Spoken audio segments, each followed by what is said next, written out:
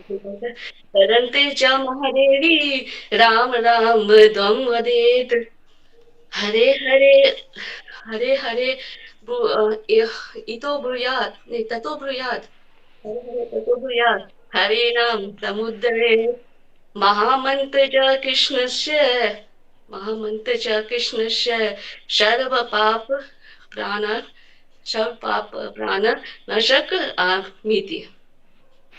ठीक है, तो ठीक है। मिस्टेक हो जाती है। हाँ, मिस्टेक हो रहा है, इसको अभ्यास करने से ठीक हो जाएगा, ठीक है।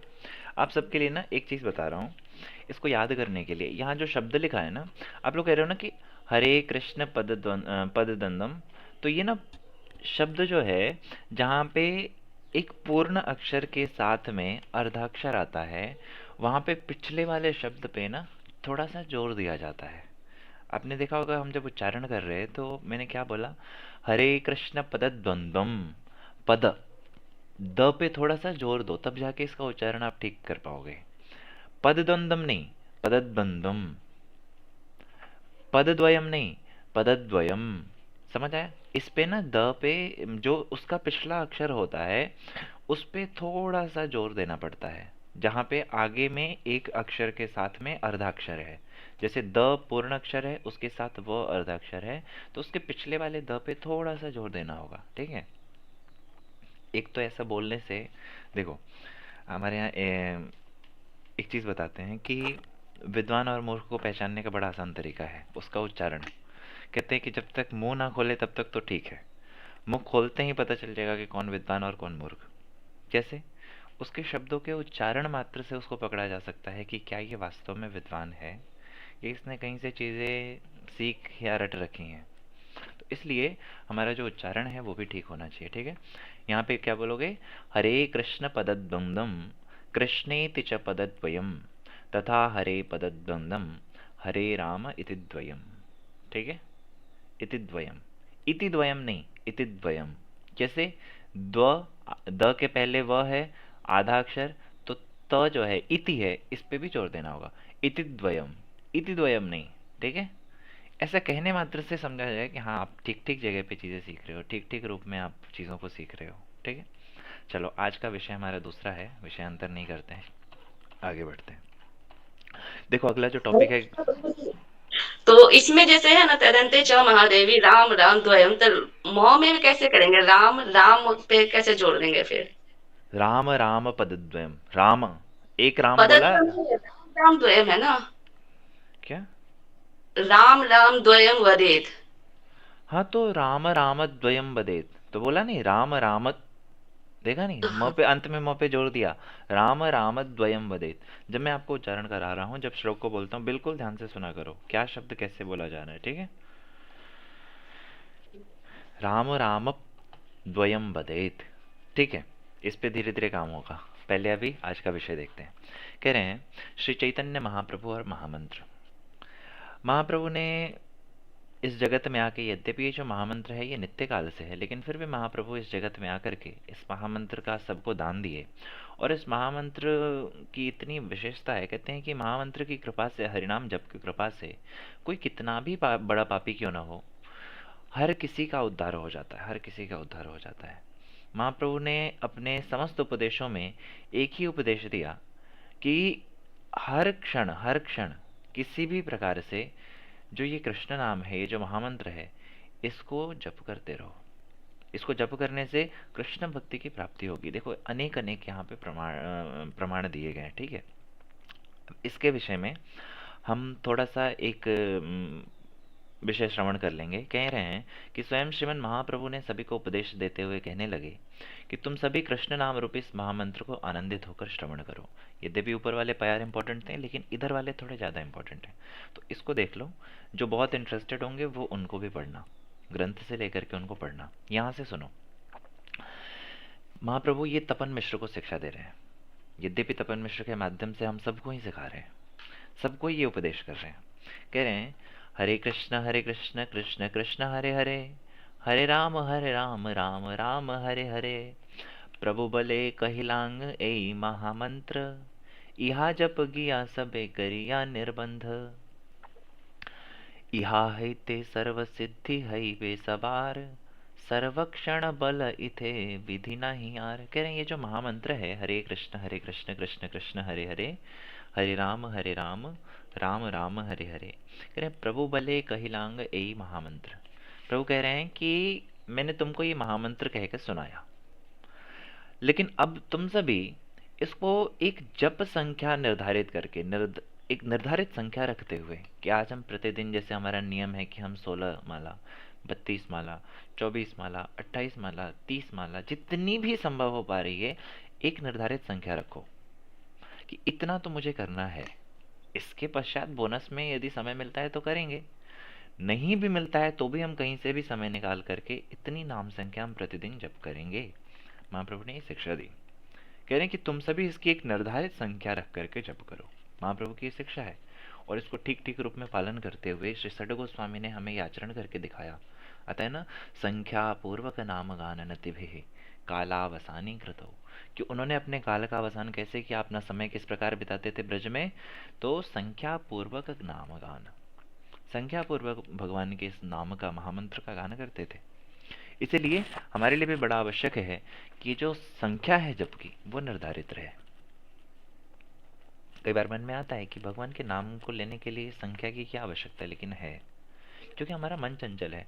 हम संख्या नहीं रखेंगे, कल हम मान लो थोड़ा सा हमारे अंदर ऊर्जा है, कल हमने मान लो लाख नाम कर लिया, आज हमारी स्थिति ऐसी नहीं है, आज हमने 8 माला ही की, कहा कि कल किया तो था, ठीक है ना, क्योंकि हमारी कोई जप संख्या निर्धारित नहीं है।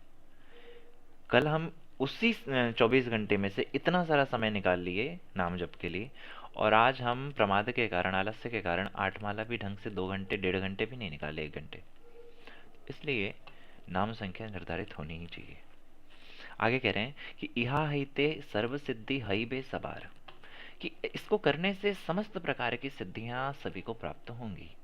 सर्व क्षण बल इथे विधि नहीं यार, और इसका हर समय उच्चारण करो। इसको जप करने के लिए किसी भी प्रकार की विधि, नियम, निषेध कुछ भी नहीं है शास्त्र में। कोई नियम निषेध ना रखते हुए आप इस नाम का जप करो। स्वयं कौन आदेश कर रहे हैं? भगवान आदेश कर रहे हैं। कह रहे हैं कहाँ कहाँ जप करो, तो कहते हैं इनको याद कर लेना, बहुत अच्छे प्यार हैं। हमारे पूज्य पास सिद्धांत महाराज इसको बड़ा सुंदर गाते हैं। कह रहे हैं कि शयने की भोजने की जागरणे, अहर्निश चिंत कृष्ण बलह बदने। कह रहे हैं कि क्या सोते वक्त, क्या भोजन करते वक्त, क्या जागते वक्त, हर समय हर समय अहर्निश चिंत कृष्ण बलह बदने। बदने मतलब मुख से, वदन मतलब मुख। कह रहे हैं कि अहर्निश, अहर्निश मतलब होता है अह मतलब होता है दिन, निश निशा अर्थात रात्रि। अहर्निश मतलब दिन रात हमेशा क्या करो? चिंत कृष्ण, कृष्ण चिंतन करते हुए और मुख से इस हरिनाम का उच्चारण करो। अब इसकी महिमा आगे और सुनोगे कि इस महामंत्र को किस किसने किया है।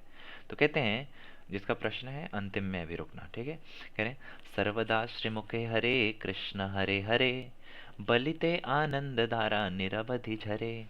कह रहे हैं कि सर्वदा श्रीमुखे हरे कृष्ण हरे, बलिते आनंद धारा निरवधि झरे। कह रहे हैं कि ये जो हरे कृष्ण ये महामंत्र है ना, इसको बोलने से निरंतर ही नेत्रों से आनंद अश्रु प्रवाहित होते हैं, अर्थात नाम लेने मात्र से प्रेम के विकार उत्पन्न होते हैं। हमारे इसलिए नहीं हो रहे कि हमारे अभी अनंत अनंत अपराध हो गए हमसे। जिस दिन हमारे ये अपराध नष्ट हो जाएं, सभी इनका शमन हो जाए, हमें भी ये वस्तु प्राप्त हो जाएगी, हम भी नाम लेते हुए उस आनंद को प्राप्त कर सकेंगे। लेकिन हमें अभी कड़वी लग रही है। कैसे कड़वी लग रही है, इसको जो इवनिंग क्लास होती है उसमें हम शायद संडे को इस विषय पे चर्चा करेंगे, ठीक है। तो कह रहे हैं कि कलियुगे धर्म है नाम संकीर्तन, चार युगे चार धर्म चिवेरा कारण। कि देखो चारों युगों में 4 युग धर्म बताए गए। आप में से कोई बता सकते हो 4 युग धर्म क्या क्या है? हाँ बोलो। कृति यद गायतो विष्णु जी। त्रेतायाम यज्ञोमके द्वापरे परिचर्यायाम कलो तदहरि कीर्तनात्। बहुत सुंदर। चारों युगों के एक एक करके समझाओ, सबको एक एक करके समझाओ फटाफट। हाँ, इसमें सतयुग में बताया गया कृते यद ध्यायतो विष्णु, उसमें ध्यान किया जाता था भगवान का। जो त्रेता त्रेता युग में यज्ञ आदि हवन वगैरह करके ठाकुर जी की सेवा की जाती थी। कलयुग में परिचर्या मीन्स अर्चन विधि से ही ठाकुर जी को प्रसन्न किया जाता था, उनकी सेवा करके, मंदिरों को स्थापित करके, उनके श्री विग्रह को स्थापित करके। तो कलयुग में सिर्फ हरे कृष्ण हरि नाम द्वापर में, संकीर्तन से। वो द्वापर में था जो आपने कहा, और बाकी ठीक है, ठीक है। हाँ, द्वापर में परिचर्या था ना, हाँ, परिचर्या। तो कह रहे हैं कि ये जो चारों युगों का चार युग धर्म है ना, लेकिन कलयुग का धर्म नाम संकीर्तन ही है। यहाँ कुछ अन्य कोई यज्ञ, कोई तपस्या, कोई अर्चन करने की आवश्यकता नहीं, हरिनाम संकीर्तन ही पर्याप्त है। कह रहे हैं कि अतएव कलियुगे नाम यज्ञ सार, आर को न धर्म कैले नाही है अपार। कह रहे हैं कि कलयुग में जो नाम यज्ञ है वही सार वस्तु है, लेकिन इसको छोड़ करके यदि हम किसी अन्य अन्य यज्ञ तप को करें, कि हम कोई भवसागर से पार होने के लिए दूसरे दूसरे यदि हम कोई प्रयास करते हैं ना, उससे हम पार जा नहीं सकते, क्योंकि वो इस युग का धर्म है नहीं। यज्ञ करें, लेकिन क्या आज के समय कितने बार आपने यज्ञ देखे होंगे, कितनी बार अग्निदेव प्रकट होते हैं बताओ? जो यज्ञ पुरुष भगवान होते हैं कितनी बार यज्ञों में प्रकट होते हैं बताओ? बहुत सारे यज्ञ देखे होंगे आप, लेकिन पहले वो प्रकट हो जाते थे। क्यों? क्योंकि ना ब्राह्मण शुद्ध है, ना यज्ञ की जो विधि विधान है वो शुद्ध है, ना यज्ञ की संहिता शुद्ध है। क्यों होंगे? इसलिए जो कलयुग का धर्म है उसका ही आश्रय करने मात्र से हमारा कल्याण हो सकता है। लेकिन विडंबना ये है, दिक्कत ये है कि हमारी स्थिति ऐसी है कि हमें लगता है कि कुछ करने से तो कुछ होगा, लेकिन नाम करने से क्या होगा? हमें लगता है कि चलो यज्ञ करते हैं, यज्ञ करने से कुछ तो होगा, कुछ अन्य तपस्या आदि करते हैं, ध्यान आदि करते हैं, उससे तो कुछ होगा, लेकिन ये नाम रटने से क्या होगा, नाम बोलने से क्या होगा? लेकिन वास्तविकता यह है कि उससे कुछ नहीं होगा और इस नाम से ही सब कुछ होगा। ये बात हमें समझनी चाहिए ठीक ठीक रूप में। कह रहे हैं रात्रि दिन नाम लय खाईते सोईते ता ताहार महिमा वेदे नाही पार देते। कह रहे हैं कि जो व्यक्ति दिन रात भगवान का नाम करता है ना, उसकी महिमा, कह रहे हैं कि वेद भी उसकी महिमा गान करने में असमर्थ है। यद्यपि वेद भगवान की महिमा का गान करते हैं, लेकिन वो वेद उस व्यक्ति की महिमा का गान करने में असमर्थ हैं जो रात्रि दिन भगवान के नाम का जप करता है। तो इसलिए तपन मिश्र को कह रहे हैं कि सुन मिश्र कलियोगे नाही तप यज्ञ, जय न भजे कृष्ण तार महाभाग्य। कि हे तपन मिश्र सुनो, कि कलयुग में तप यज्ञ आदि का कोई भी विशेष फल है नहीं। यदि हमें लगता है कि इसका कुछ विशेष फल है तो हमें गलत लग रहा है। इसलिए जो व्यक्ति भगवान कृष्ण का भजन कर रहा है वही यहाँ भाग्यवान है और वही एक ठीक काम कर रहा है। ठीक है, इस प्रकार से श्री चैतन्य महाप्रभु ने अन्य अन्य बहुत सारे इसमें विषय बताए। अंत में एक चीज, एक विषय हमारे लिए, इसको जरा एक बार पढ़ लेना। सार में वो जो 4-5 प्यार थे जिसमें महाप्रभु ने स्पष्ट रूप से स्थापित किया कि एकमात्र यही महामंत्र इस युग का धर्म है तथा इसको करने मात्र से ही कल्याण होगा, वो आवश्यक था। वो जो 4-5 प्यार हैं आप लोग प्रयास करना जिनको याद हो जाए, ठीक है, और जिनको ना याद हो वो भी प्रयास करना कि 2-4-10 दिन में तो याद हो ही जाए, ठीक है, प्रतिदिन बोलने से हो जाएगा। ठीक, अंत में एक छोटा सा विषय बताता हूँ कि इस नाम की कितनी कितनी महिमा है। ये देखो कितना कुछ इसमें दिया है, यदि आप लोग इसको पढ़ोगे ना, ऐसा समझो ज्ञान का भंडार है पूरा ये ग्रंथ। कह रहे हैं कि ये जो नाम है ना, ये साधारण नाम नहीं है। श्री रघुनाथ दास गोस्वामी पाद ने ये जो महामंत्र की व्याख्या लिखी है, बहुत सारे आचार्यों ने लिखी है, अभी 5 मिनट हम उस पर सुनेंगे। तो कह रहे हैं कि दास गोस्वामी पाद ने इसको कहा है कि ध्यान से सुनो। कह रहे एकदा कृष्ण विरहाद ध्यायन्ति प्रिय संगमम मनोवाष्पनिरासार्थ जलपदीति मुहुर्मुहुः।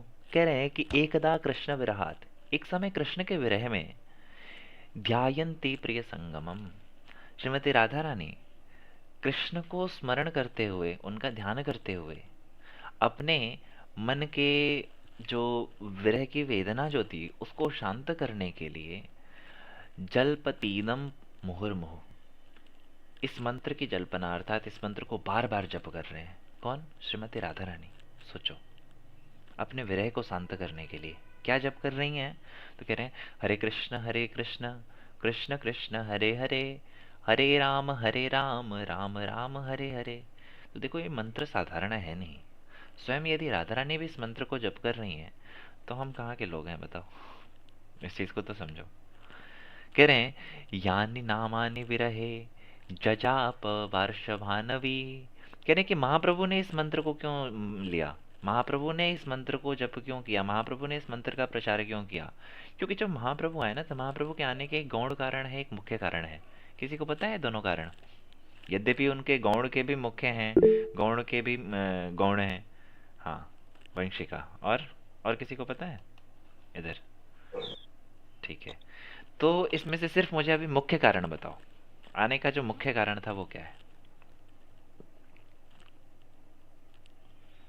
कोई भी बोलो, आप में से कोई भी एक व्यक्ति कहो, आने का जो मुख्य। हाँ बताओ।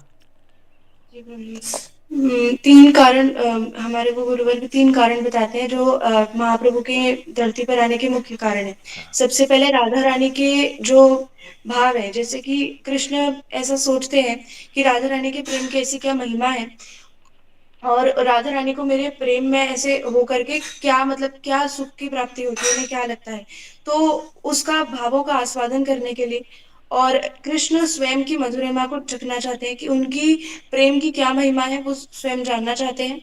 और एक तो राधा रानी के प्रेम की महिमा, और एक राधा रानी को कृष्ण के भाव जो है, कृष्ण के जो मतलब कृष्ण के प्रेम को मतलब आस्वादन करने में क्या आनंद की प्राप्ति होती है। ठीक है, इसके संबंधित कोई श्लोक है, कोई बता सकता है वंशिका के अलावा? मणिमंजरी माता जी, श्लोक याद है? हरे कृष्ण। जी। श्री राधाय प्रणय महिमा की दृश्यवान ये वास आस्वाद्यो ये न अद्भुत मधुरिमा की दृश्यो मदियो सोक्ष्य चांसा मधु भवते की दृश्यम वेति लोभात तद भावाद्य समझनी सचिग्र सिंधु हरिंदु। बहुत सुंदर, ये श्लोक याद कर लेना कि महाप्रभु के आने का मुख्य कारण क्या है। तो इसमें कह रहे हैं कि महाप्रभु इस जगत में आए, लेकिन उन्होंने किस मंत्र को जप किया? क्योंकि मुख्य कारण उनका है उन भावों को आस्वादन करना। उन भावों को कब आस्वादन कर सकते हैं? जब राधा रानी ने उन भावों को जब आस्वादन किया है, उसी प्रकार से तो वो भी कर सकते हैं ना। कृष्ण भी तो उसी प्रकार से कर सकते हैं, महाप्रभु तो स्वयं कृष्ण है ना। तो कैसे कर सकते हैं? तो इसलिए कहा कि यानी नामानि विरहे जजाप वार्षभानवी, कि विरह में जिस नाम को राधा रानी ने जप किया, उसी को तानि एव तद्भाव युक्तो गौरचंद्रो जजापः, उन्हीं भावनाओं से युक्त होकर के, जिन भावनाओं से युक्त होकर के श्रीमती राधा रानी ने अपने विरह को दूर करने के लिए इस महामंत्र का जप किया, उन्हीं भावनाओं से युक्त होकर के गौरचंद्र भी इस मंत्र को जप करते थे। हरे कृष्णा प्रभु जी, धन्यवाद, प्रणाम। जी। प्रभु जी स्क्रीन शेयर कर दीजिए ग्रंथ की। स्क्रीन शेयर नहीं है? नहीं प्रभु जी, मुझे नहीं दिखाई दे रही। भाई तो बोलना तो चाहिए था मुझे, मुझे हाँ लगा जी। कि मैंने शेयर किया। ए गोविंद, आप लोग अपने ग्रंथ से देख तो रहे हो? प्रभु जी मुझे तो पता ही नहीं चल रहा कहाँ। लो, तो हे भगवान, हाँ जी। मैं भूल गया था, मुझे ध्यान नहीं था कि मैंने स्क्रीन शेयर किया या नहीं। अभी ठीक है। प्रभु जी 23 पेज पे हैं। हाँ, तो कह रहे हैं कि यानी नामानि विरहे जजाप वार्षभानवी तान्येव तद्भाव युक्तो गौरचंद्रो जजापः। स्वयं महाप्रभु ने, स्वयं श्रीमती राधा रानी ने इस मंत्र को जप किया है, इसलिए बड़े ही आदर पूर्वक हमें भी इस मंत्र को जप करना चाहिए। कह रहे हैं ये जो मंत्र है, बहुत सारे मंत्र हैं ना, जैसे नृसिंह कवच आदि बहुत सारे मंत्र हैं। वो मंत्रों का ऐसा नियम है कि आपको ना कुछ संख्या होती है जिसको जप करने के बाद वो सिद्ध होते हैं। जैसे उसमें संख्या मान लो 32,000 संख्या है कि 32,000 बार आवृत्ति करोगे तब जाकर के वो मंत्र सिद्ध होता है। मैंने एक दिन देखा कि यदि कोई व्यक्ति त्रिसंध्या में भी जप करता है ना, तीनों संध्या में कवच पाठ कर देना, तो भी जाके उसको 40-45 साल लग जाएंगे, तब जाके उसका कवच सिद्ध होगा, ऐसा समझो। लेकिन ये जो महामंत्र है ये स्वयं में ही सिद्ध है, स्वयं राधा रानी द्वारा जप किया गया, स्वयं महाप्रभु द्वारा जप किया गया, कृष्ण द्वारा जप किया गया। ऐसा जो मंत्र है गुरु परंपरा से प्राप्त हुआ हमें, ये कोई साधारण मंत्र नहीं, सब कुछ इस मंत्र में निहित है, सब कुछ इस मंत्र में निहित है। इसलिए हम बड़े श्रद्धा युक्त होकर के प्रतिदिन यहाँ उपस्थित होकर के हरिनाम अभी कर रहे हैं। ऐसे ही आप लोग ठीक ठीक रूप में करते रहो, तथा क्या कहते हैं इस विषय में लेकर थोड़े से सिंसियर हो जाओ आप लोग, ठीक है। आज के लिए इतना ही रहने दें। हमारी इच्छा थी महामंत्र की व्याख्या सुनने की, लेकिन महाप्रभु की बात आ गई तो हम लोग वो अभी तपन मिश्र की जो कथा है वो भी आवश्यकता सुनना, इसलिए ना होता है तो कल हम महामंत्र की व्याख्याओं को सुनेंगे, ठीक है? अभी आज के लिए शायद ज़्यादा हो जाएगा। आप कैसा कहते हो आप लोग? हरि बोल, कोई कुछ बोलो। हरे कृष्ण प्रभु जी। हाँ, कल करें महामंत्र की जो व्याख्या है। जी जी प्रभु प्रभु जी जी। जी प्रभु जी। हाँ, कल करेंगे उसको, ठीक है? आज प्रभु के जी, लिए कुछ बोलना था। हाँ जैसे आप श्लोक ग्रुप में दे रहे हैं सबको, हाँ मतलब वो देख के उसको याद कर लेते हैं, किंतु काफी लोगों को ये भी है कि अगर उच्चारण भी मिल जाए साथ में छोटा सा ऑडियो, तो उससे उनको उच्चारण बेटर हो जाएगा और सुन सुन के उसको अच्छे से याद कर पाएंगे। ठीक है, ठीक है, उसकी व्यवस्था करेंगे। जी, ठीक है, हरे कृष्णा। हरे कृष्णा। किसी का कोई प्रश्न हो तो कहो। और ये जो तपन मिश्र का जो विषय था, इसको कोशिश करना, 3-4 प्यार हैं, बंगाली प्यार हैं, हिंदी में लिखे हुए हैं, आसानी से याद हो जाएंगे। कल याद करके उनको आना। मुझे लगता है आप में से बहुतों को याद होगा, बार बार कीर्तन में आते हैं ये, तो उनको सुन सुन के भी याद होगा। प्रभु जी, कौन से पेज नंबर पर है? ये है पेज नंबर बता रहा हूँ, रुक जाओ, दिखा ही देता हूँ। हरे कृष्णा प्रभु जी, दंडवत प्रणाम। दंडवत प्रणाम। बोलो बोलो माता जी, कुछ कह रहे हो आप? जो वही 18 नंबर प्रभु जी। कितना है? 18 पे है। हाँ जी प्रभु जी। प्रभु जी मैं कह रही हूँ, मैं जा सकती हूँ? हाँ हाँ, प्रभु बिल्कुल जी जा सकते हैं, जा सकते हैं, सभी जा सकते हैं। अभी जिसका प्रश्न हो वो रोक के, बाकी सब जाओ। पेज नंबर 18 देखो, यहाँ पे है, ठीक है? यहाँ से ही 18 के प्रारंभ से ही ये विषय दिया गया है, ठीक है? कोशिश करना कि ये इधर तक तो याद कर ही लो। ये 4 युगे धर्म है नाम संकीर्तन, ठीक है?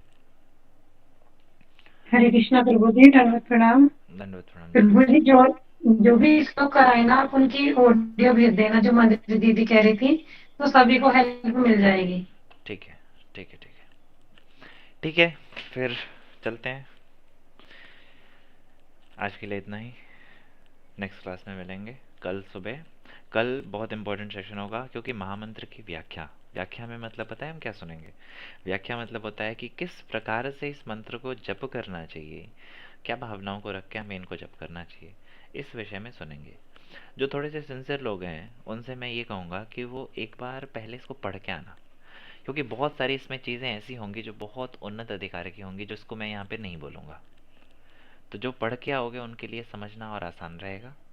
एक बार के लिए विशेष करके थोड़ा सा क्लिष्ट है वो, लेकिन श्री जीव गोस्वामी पाद जी द्वारा दी गई जो एक्सप्लेनेशन है उसको थोड़ा सा सुन के पढ़ के आना। बाकी मैं खुद यहाँ पे प्रयास करूँगा करने का, ठीक है? हरे कृष्ण।